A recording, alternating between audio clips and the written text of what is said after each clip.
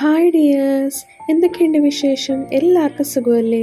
എല്ലാവർക്കും സുഖമാണെന്ന് വിചാരിക്കുന്നു. അപ്പം നമ്മുടെ ഞായറാഴ്ചത്തെ ഒരു വൈകുന്നേര കാഴ്ചകളിലേക്കാണ് നിങ്ങളെ ഞാൻ കൊണ്ടുപോകുന്നത്. അപ്പോൾ ഇവിടെ ആണെങ്കിൽ നമ്മൾ വീടിന് തൊട്ട് ഫ്രണ്ടിൽ തന്നെ ആണെങ്കിൽ ഈ മൾബറിയുടെ ഒരു മരം നിൽപ്പുണ്ട് കേട്ടോ. അപ്പോൾ അതിൽ കുറേ മൾബറിക്ക ഉണ്ട്.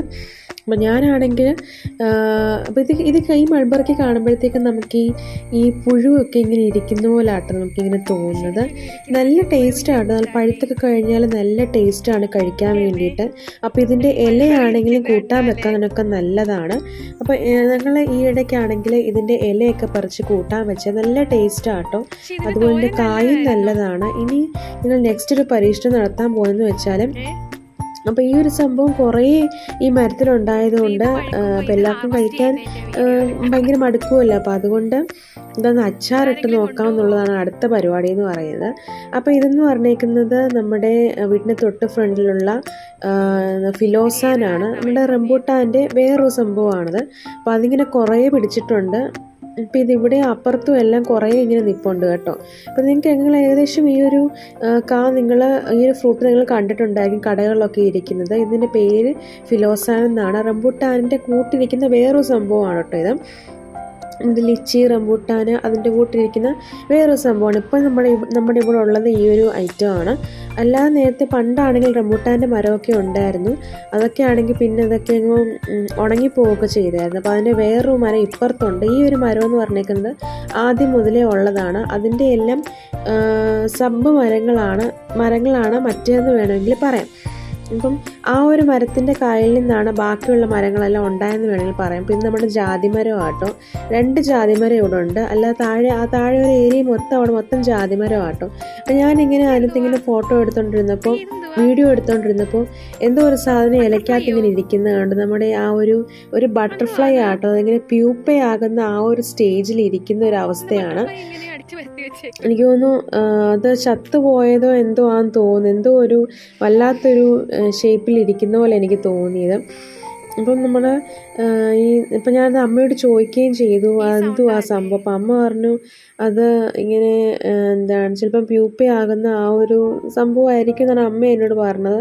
ഒന്നെങ്കിൽ അത് ചത്തുപോയതായിരിക്കും. എന്തായാലും അത് കണ്ടപ്പോൾ എനിക്ക് എന്തോ പോലെ തോന്നി സത്യം പറഞ്ഞാൽ. അപ്പോൾ അത് കഴിഞ്ഞിട്ട് നമ്മുടെ ആ ഒരു ജാതിമരത്തിൻ്റെ കീഴിലേക്ക് പോകണം. നല്ല തണുപ്പാട്ടോ ഇവിടെ നിൽക്കുമ്പോഴത്തേക്കും.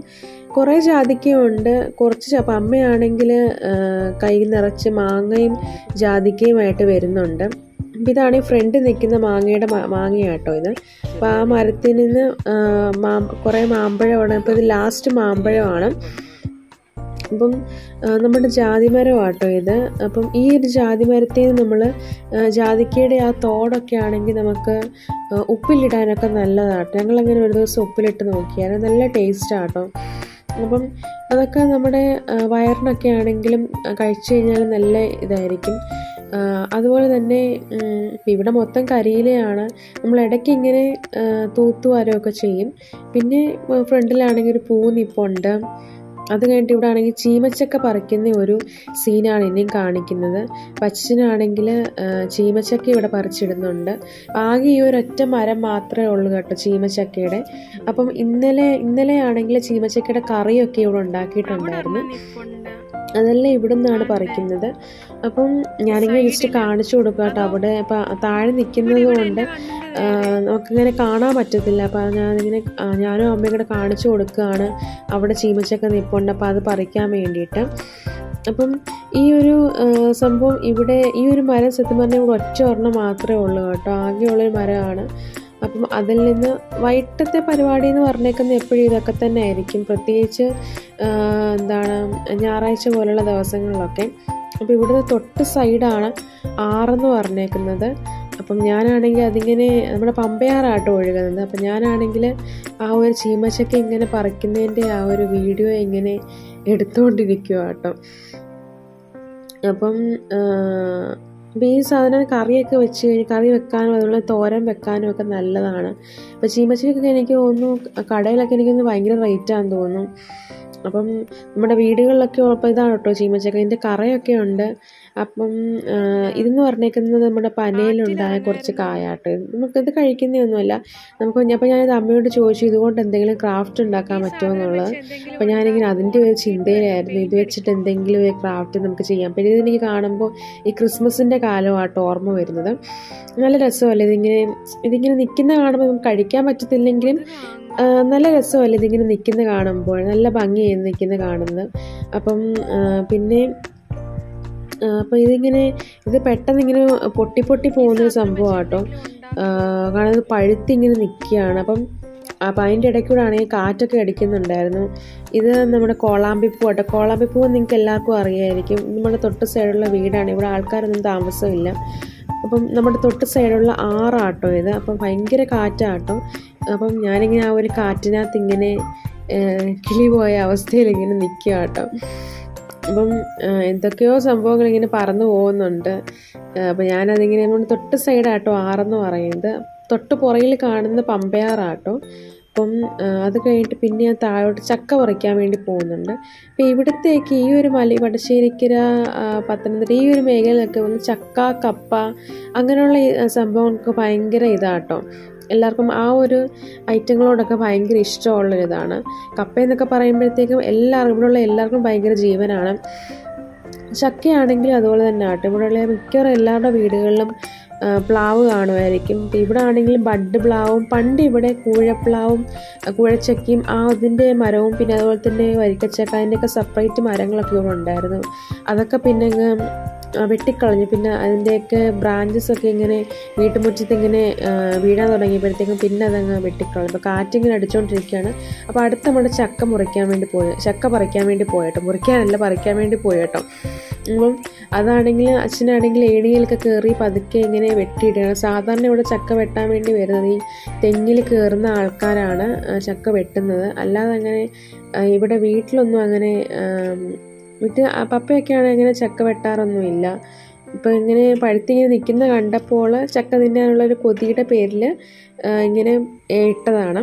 അപ്പം ഇത് വെച്ചിട്ട് നമുക്ക് ചക്ക വെച്ചിട്ട് ഒരുപാട് ഐറ്റംസ് ഉണ്ടാകും കേട്ടോ. ചക്ക ഉപ്പേരി, അതുപോലെ തന്നെ ചക്ക വെള്ളവിച്ചത്, ചക്ക വേവിച്ചത്, ചക്ക അലുവ, അങ്ങനെ ഒരുപാട് സാധനങ്ങൾ ഉണ്ടാക്കും കേട്ടോ ചക്ക വെച്ചിട്ട്. അപ്പോൾ ചക്ക ഉപ്പേരിക്കൊക്കെ ആണെങ്കിൽ ഭയങ്കര ഡിമാൻഡാണല്ലോ ഇപ്പം. ഈ കൂടുതൽ ഈ സിറ്റിയിലൊക്കെ താമസിക്കുന്നവർക്കാണെങ്കിൽ ഈ പ്ലാവും കാര്യങ്ങളൊന്നും കാണത്തില്ലായിരിക്കും. അപ്പോൾ അവിടെ ഉള്ള ആൾക്കാർ കൂടുതൽ ആൾക്കാർ ഇതൊക്കെ മാർക്കറ്റുകളിലൊക്കെ പോയി വാങ്ങിക്കുന്നതായിരിക്കും. അപ്പം ഇത് നമ്മുടെ ഫ്രണ്ടിലുള്ള കാഴ്ചയാട്ടോ. ഇതെല്ലാം മുളയും കാര്യങ്ങളും ഒക്കെ ഉണ്ട്. പിന്നെ അതുപോലെ തന്നെ അപ്പുറത്തെ സൈഡ് മൊത്തം മുളയാട്ടോ. അപ്പം ആ ഒരിടയ്ക്ക് കാണുന്ന നമ്മുടെ പമ്പയാറാണ്. അപ്പം ഫുള്ളിങ്ങനെ ചീവീടിൻ്റെ ഭയങ്കര അലർച്ചയാട്ടോ. അപ്പം അതൊക്കെ ഇങ്ങനെ കേൾക്കുമ്പോൾ നമുക്കിങ്ങനെ നല്ലൊരു ഗ്രാമീണ ആ ഒരു സംഭവം നമുക്ക് ഓർമ്മ വരുന്നതൊക്കെ. അപ്പം അമ്മയാണെങ്കിൽ അമ്പഴങ്ങയുടെ ഒരു ചെടി എന്നെ കാണിച്ചു. ഫ്രണ്ടിൽ നിൽക്കുന്നത് അമ്പഴങ്ങ എന്ന് പറഞ്ഞൊരു സംഭവം ഉണ്ടല്ലോ, ഒരു കായുണ്ടല്ലോ. അപ്പോൾ അതിൻ്റെ ചെടി ഇങ്ങനെ കാണിച്ചതാണ്. അപ്പോൾ അതാണെങ്കിൽ കറക്റ്റ് ഈടിയുടെ അവിടെയാണ് വന്നിരിക്കുന്നത്. അപ്പം കുറച്ച് കഴിയുമ്പോഴത്തേക്ക് മിക്കവാറും അത് പോവുമായിരിക്കും. അപ്പം ഇതൊക്കെ റബ്ബറാട്ടോ. മൊത്തം റബ്ബറാണ്. തെങ്ങും അതുപോലെ തന്നെ എല്ലാം കുറച്ച് കഴിയുമ്പോഴത്തേക്കും എല്ലാം വെട്ടിക്കളയേണ്ട അവസ്ഥയാണ്. പക്ഷേ ഇങ്ങനെ കാണുമ്പോഴത്തേക്കും നല്ല രസമാണ്. റബ്ബറൊക്കെ ആകുമ്പോഴത്തേക്കും കുറച്ച് അതിൻ്റെ കാലാവധി കഴിയുമ്പോഴത്തേക്കും അത് നമ്മൾ വെട്ടി പിന്നെ രണ്ടാമത് വെക്കുമല്ലോ. അപ്പം എൻ്റെ ഫോണിൻ്റെ ചാർജ് ഏകദേശം തീരാറായിക്കൊണ്ടിരിക്കണം. അപ്പം ഞാനിങ്ങനെ എടുക്കാൻ പറ്റുന്നിടത്തോളം വീഡിയോ ഇങ്ങനെ എടുക്കാൻ വേണ്ടിയിട്ട് ഇരിക്കുകയാണ്. അപ്പോൾ പതുക്കെ ഇങ്ങനെ നടക്കുന്നത്. അപ്പോൾ ഈ ഒരു വഴി എന്ന് പറഞ്ഞേക്കുന്നത് നമ്മുടെ വീട്ടിലോട്ട് പോകുന്ന ഒരു വഴിയാട്ടോ. അപ്പോൾ ഈ വഴി കൂടാണ് നമ്മൾ റാന്നിയിലോട്ട് പോകുന്നത്. നേരെ തിരിച്ചാണെങ്കിൽ വടശ്ശേരിക്കര ജംഗ്ഷനിൽ കയറുന്നതാണ്. അപ്പം ഇപ്പോൾ കാണിക്കുന്ന ഈ ഒരു വഴി എന്ന് പറഞ്ഞേക്ക് വഴി കൂടെ നമ്മൾ പോയി കഴിഞ്ഞാൽ റാന്നി ആ ഒരു പ്രദേശത്തോട്ടാണ് നമ്മൾ ചെല്ലുന്നത്. അപ്പം ഇവിടെ ആണെങ്കിൽ ഇങ്ങനെ ഈ ഒരു സൈഡിൽ നിന്നുകൊണ്ട് നമുക്ക് ആറിങ്ങനെ നോക്കുമ്പോൾ നല്ലൊരു ഭംഗിയാണ് കാണാൻ വേണ്ടി. ഇവിടുത്തെ വീടുകളിലൊന്നും അങ്ങനെ ആൾക്കാരൊന്നും അങ്ങനെ താമസമൊന്നും ഇല്ല കേട്ടോ. അങ്ങനെ ആൾക്കാരൊക്കെ 1-2 ആൾക്കാരൊക്കെ മാത്രമേ ഉള്ളൂ എല്ലായിടത്തും ചുറ്റും. അപ്പോൾ ഇവിടെ ആണെങ്കിൽ കടുവ ഇറങ്ങിയിട്ടുണ്ടായിരുന്നു കേട്ടോ. കുറേ നാളായിട്ട് ഇങ്ങനെ കടുവയുടെ ആ ഒരു ഭീതിയിലാണ് എല്ലാവരും ഇങ്ങനെ ഇരിക്കുന്നത്. അപ്പം ഞാനിങ്ങനെ അമ്മയോട് ഇങ്ങനെ ചോദിക്കുന്നുണ്ട്, ഇനി കടുവ വല്ലതും ഒന്നും ഉണ്ടോ ഇവിടെയാണ് ശബരിമലയുടെ ആ ഒരു പെരിയാർ ആ ഒരു സംഭവമൊക്കെ ഇവിടെ അടുത്താണ്. ശബരിമല ഇവിടുന്ന് വടശ്ശേരിയിൽ നിന്ന് കുറച്ച് അടുത്തായിട്ടാണ് നിൽക്കുന്നത്. അപ്പം ആ ഒരു വന്യജീവി സങ്കേതം, ആ പെരിയാർ, ആ ഒരു കുമളി, അതുപോലെ തന്നെ ഗവി ഇവിടെയൊക്കെ അടുത്തായിട്ടാണ് വരുന്നത്. അപ്പം ഇതുവഴിയൊക്കെയാണ് ഗവിയിലോട്ടൊക്കെ നമ്മൾ പോകുന്നത്. ഞാനാണെങ്കിൽ പണ്ട് ഗവിയിലെങ്ങാണ്ട് പോയൊരു ഓർമ്മ എനിക്കുണ്ട്. പണ്ടാട്ടോ, ഞാൻ സ്കൂളിൽ പഠിക്കുന്ന സമയത്താണ്. അപ്പം എൻ്റെ ഫോണിൻ്റെ ചാർജ് ഏകദേശം തീരാറായിക്കൊണ്ടിരിക്കുകയാണ്. അപ്പോൾ നമ്മുടെ വീഡിയോ ഇവിടെ വൈൻഡപ്പ് ചെയ്യുകയാണ്. അപ്പോൾ ഈ വൈകുന്നേര കാഴ്ചകൾ ഇഷ്ടമായെങ്കിൽ വീഡിയോ ഒന്ന് ലൈക്ക് ചെയ്യണേ. താങ്ക്